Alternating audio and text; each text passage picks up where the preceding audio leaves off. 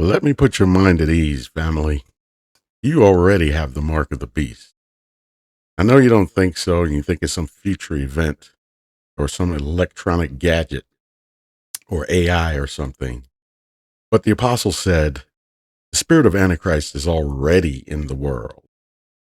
So in this video, let's discover the truth about the beast system and how it affects your daily life. Are you unknowingly living under the control of oligarchs and corporate elites? This video explores the concept of the mark of the beast and its relation to the current societal structure. Learn how to identify the signs of the beast system and understand its implications on your freedom and autonomy. Join the discussion and find out if you're living in a world dominated by the powerful and wealthy. Get informed, stay vigilant, and take back control of your life. Watch now and uncover the secrets.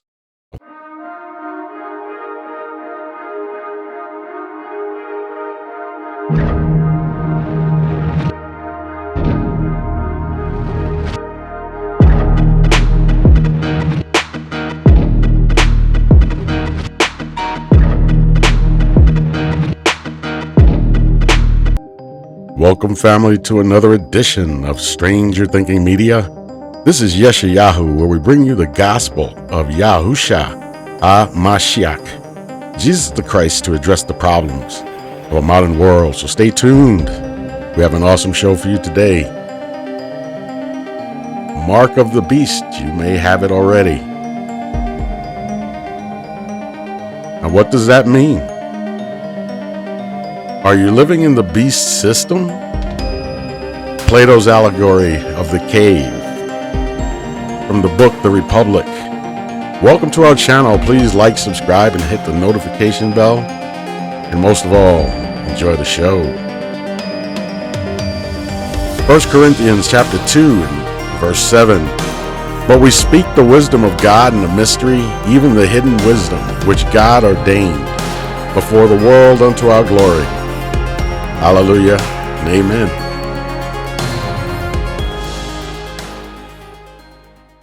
"24 centuries ago, a Greek philosopher described a prison, not stone, not iron, a prison made of images.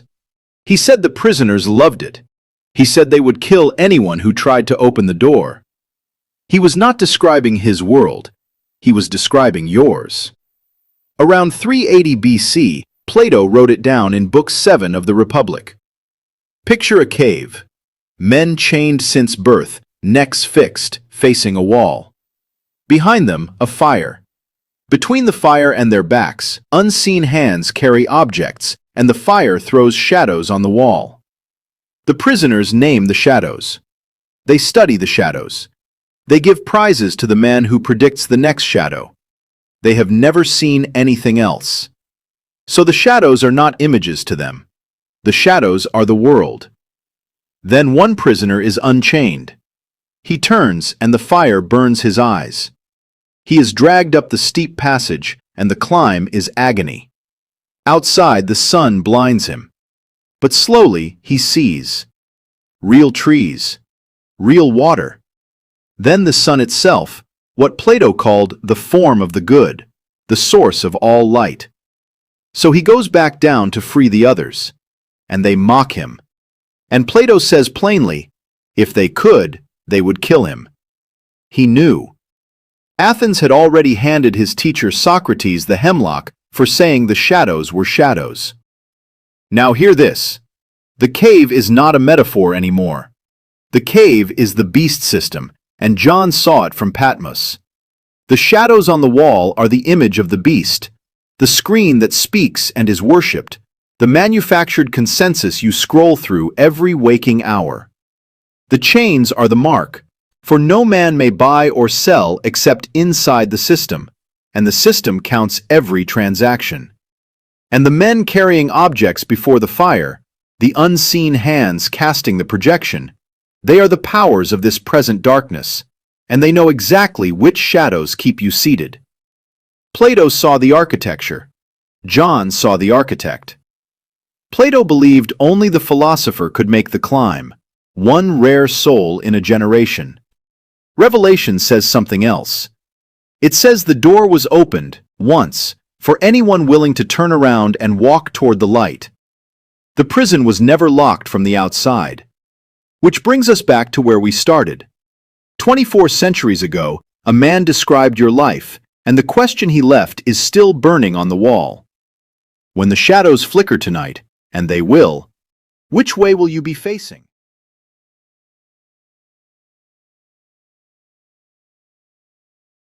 Plato's cave exposes the invisible rulers. Everything you see, everything you believe to be reality, is actually just shadows on the wall. This isn't just a metaphor. It's a meticulously crafted illusion created by the invisible rulers of this world. And it's the system you live in. Its name is the beast system, the system of Babylon, Babylon the Great, the whore that rides the beast. Plato's ancient warning. Imagine, over 2,000 years ago, the philosopher Plato told a story about people chained from birth in a dark cave their entire lives. They stare only at a wall in front of them. Behind their backs, a fire burns, and between them and the fire, puppeteers walk by carrying various figures. The prisoners see only the shadows of the figures on the wall. And for them, these shadows are their entire reality. They study them, they give them names, and argue about their movements. This is their knowledge. Plato called this a state of ignorance, but what if it wasn't just a philosophical fable, but a direct warning? What if this cave isn't just an idea, but a real mechanism of control that is still in operation even to this day? The modern cave. Today we aren't held in a stone cave. Our chains are far more cunning, almost invisible. Our cave is the endless labyrinth of information we wander through every day.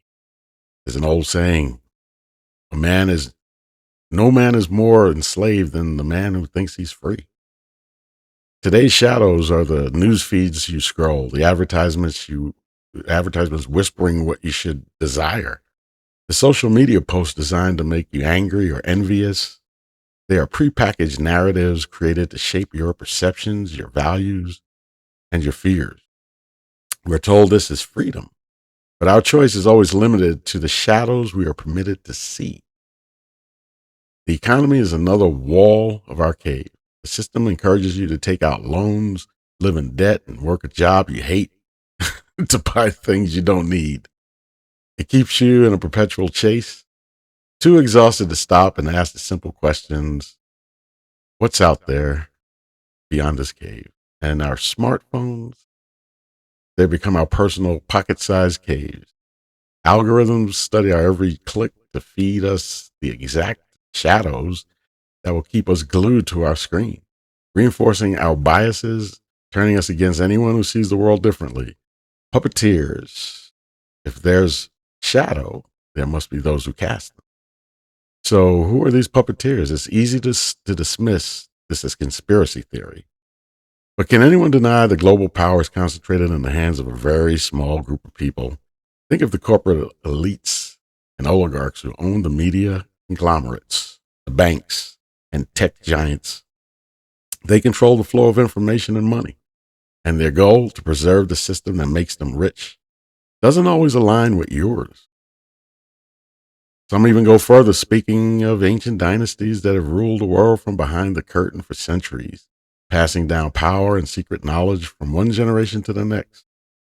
In a theological context, this all-encompassing system of control, both physical and spiritual, is called the beast system, the system of Babylon. It's more than just politics or finance. It's a system that demands your total obedience. It offers comfort and security in exchange for your freedom to think for yourself. The choice. Now imagine one of the prisoners is set free. What happens to him? Plato says that at first the light will blind him. The truth will be painful. And when he returns to the cave to tell the others about the sun and the real world, he'll be ridiculed. Those who have grown accustomed to the shadows will think he's insane or dangerous. Leaving the cave is not, and I emphasize, not a question of reality, but it's basically a choice. It's a revolution in your consciousness. It's the willingness to question everything you thought you knew. It is a choice to reject a comfortable illusion for the sake of an uncomfortable but authentic reality. It's a path that often leads to loneliness. You will be called a crank or a conspiracy theorist, but it is the only path that leads to true freedom. So in conclusion, the first step to freedom is realizing you are in a cave. Simply stop looking around at the shadows, basically. Turn your head, start asking questions. They don't want you asking questions. Who does this news story benefit? Why do I suddenly want this thing? Is this voice in my head someone else's, or is it my own? Hit pause, disconnect from the endless stream of information, and just listen to the silence. The truth isn't on your smartphone screen. It's inside you. The real battle isn't happening out in the world, but for your mind, your attention, and your soul. Reclaim your attention. That's how you take back power from the beast system, one mind at a time.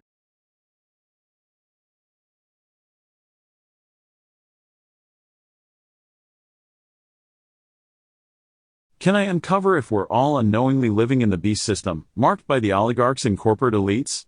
You might have heard the term beast system before, possibly in a religious context, but let's explore it from a different angle. Imagine a system where powerful elites and corporations have such a grip on society that it feels like we're all trapped, with our choices and actions being subtly controlled. This isn't about conspiracy theories, it's about the very real influence of technology, economic structures, and media on our daily lives. Our modern world is full of conveniences and connections, but beneath the surface, there are forces at play that shape our decisions and limit our autonomy. Think about it, every time you use your phone, browse the internet, or make a purchase, you're leaving a trail of data that's being collected and analyzed. This data isn't just used to improve services, it's used to predict and influence your behavior. You might not even realize it, but you're being marked with a kind of ideological signature, one that's unique to you. The gig economy, for example, has transformed the way we work, offering flexibility but also uncertainty. Workers are often treated more like independent contractors than employees, lacking the security and benefits that come with traditional employment. This shift isn't just about economics, it's about control. Corporate lobbying on policy is another area where the influence of elites is felt. Laws and regulations are often shaped to favor large corporations, further consolidating their power. Social media platforms are perhaps the most insidious in this regard. They're designed to keep you engaged for as long as possible, using algorithms that prioritize sensational content over factual information. This not only shapes our thoughts but also influences our interactions, often in divisive ways. The result is a society where our choices, values, and even identities are being shaped by systems that are largely invisible to us. The mark of oligarchs and corporate elites isn't something you can see, it's the invisible ways our lives are being influenced. It's the subtle shaping of our choices, values, and identities by systems that prioritize profit and control over people. We're often complicit in this process, sometimes even dependent on these systems for our daily survival. The question is, do we even realize what's happening? These interconnected systems create a powerful, often unseen, influence on our lives. Awareness is the first step toward reclaiming agency. If we can see how we're being influenced, we can begin to make more informed choices. Share your thoughts on how you perceive these influences in your daily life in the comments below. If you're interested in more critical discussions on societal structures, be sure to subscribe and hit the notification bell. Well, farewell, family. I love you all so much. Thank you so much for continually supporting my content. If you did enjoy this video, hit the thumbs up button, subscribe, and turn on the notification bell, and share this with your friends and family. I'm sure they'd find it interesting as well.